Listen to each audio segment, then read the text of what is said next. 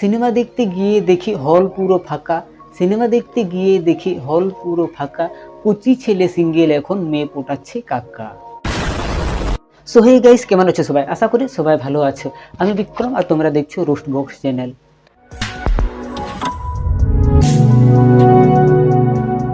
তো চলো নিজের ইন্ট্রোডাকশন বাদ দিয়ে ভিডিওর দিকে এগোনো যাক। আজকে আমি সেই মহান ব্যক্তিকে নিয়ে কথা বলব যিনি অল্প সময়ের মধ্যে অ্যাডভোকেট হয়ে যায় এবং তার স্বামীর বিরুদ্ধে লড়াই করে। বলেন কি?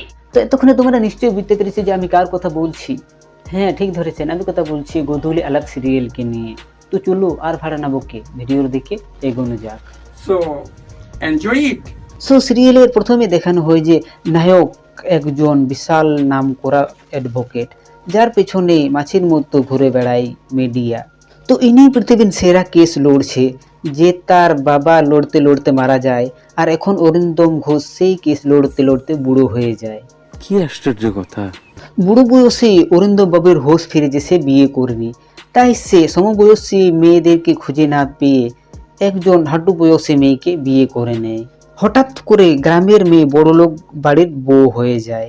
নোলক যেহেতু গ্রামের মেয়ে, তাই সে গ্যাস সিলিন্ডার, ওয়াশিং মেশিন কি জিনিস সেটা জানে না, এদের নাম সে কোনোদিনও সে শুনেনি। তো এবার তোমাদের মনে একটা প্রশ্ন জাগতেই পারে যে কিভাবে তাহলে নোলক রান্না করবে। নো প্রবলেম, স্ক্রিপ্ট রাইটার তারও ব্যবস্থা করে দিয়েছে। নোলক কিচেন ছেড়ে ঠেলাওয়ালার কাছ থেকে উনুন এনে রান্না করে। যে খালি উনুনটা আছে না, সেটা আমাকে দেবে। উনুন আনার সময় রাস্তার গোবর পায়, আর সেই গোবর দিয়ে বড়লোক বাড়ির কিচেনকে জীবাণুমুক্ত করে, মানে রান্নাঘরকে গোবর দিয়ে লেপে দেয়। দেখো দেখি কি কাণ্ড। এদিকে অরিন্দমকে প্রথম এপিসোডে অ্যাডভোকেটের সমস্ত কাজ করিয়ে দেওয়া হয়। বিয়ের পর সে ঘরের কুটকাচালিতেই দেখা যায় বেশি।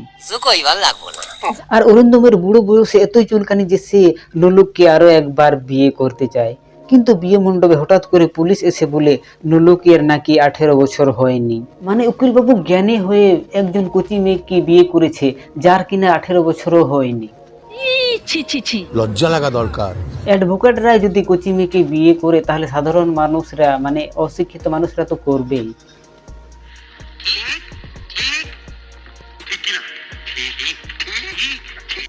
একজন নাবালিকাকে বিয়ে করার অপরাধে উকিল বাবু জেলে চলে যায়। উকিল বাবুকে জেল থেকে বের করার জন্য নোলক নিজের বাড়ি চলে যায় বার্থ সার্টিফিকেট আনার জন্য, কিন্তু ঢেমনা ভিলেন নায়িকার বাড়িতে আগুন লাগিয়ে দেয়, সে বার্থ সার্টিফিকেটটা আনতে না পারে। কিন্তু নোলকও ভাই নাছোড় বান্দা, তাই সে হসপিটালে যায় প্রমাণপত্র খোঁজার জন্য। জন্ম সার্টিফিকেট পুড়ে গেছে তো কি হয়েছে, হসপিটালে তো আছে প্রমাণপত্র। এখানেও ঢেমনা ভিলেন ভালোভাবে সাজিয়ে টেবিলের উপর রেখে দেয়, যাতে সে খুব সহজেই খুঁজে নিতে পারে। ভিলেনের এই ঢেমনামো দেখে আমার মনে সন্দেহ হয়েছে, ভিলেন কি আদৌ ভিলেন না হেল্পার, জানি না। উকিল বাবু বুড়ো বয়সে বিয়ে করেছে বলে এটা ভেবো না যে সে সিঙ্গেল ছিল। মানে এটাই যে উকিল বাবু সব ঘাটের জল খেয়েছে, তার এত মেয়ের সাথে রিলেশন আছে যে সে নিজে ভুলে গেছে যে কার সাথে তার রিলেশন আছে। সত্যি 100% সত্যি। তাই সে সবাইকে একটা করে চেন দিয়েছে, আর সেই চেন দেখিয়ে উকিল বাবুর এক্স আবার বাড়িতে চলে আসে। ওনাকে মানে তোকে চিনতে পেরেছি। सब क्या देखना पड़ रहा है? अच्छा है मैं अंधा हूँ।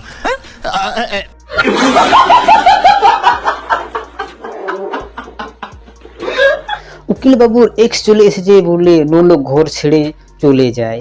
তারপর সিরিয়ালে আসে কিছুদিনের জন্য লিভ, আর ওই কিছুদিনের মধ্যেই নোলক গ্রামের অশিক্ষিত মেয়ে থেকে শিক্ষিত অ্যাডভোকেট হয়ে যায়। মিথ্যা কথা, আমি বিশ্বাস করি না। ইয়েস গাইস, বিশ্বাস না হলেও কিন্তু এটাই সত্যি। এটাও সম্ভব? কিন্তু প্রশ্ন একটাই, কিছুদিন মানে কটা দিন? 15 দিন, 1 সপ্তাহ, 1 বছর, 2 বছর, 3 বছর?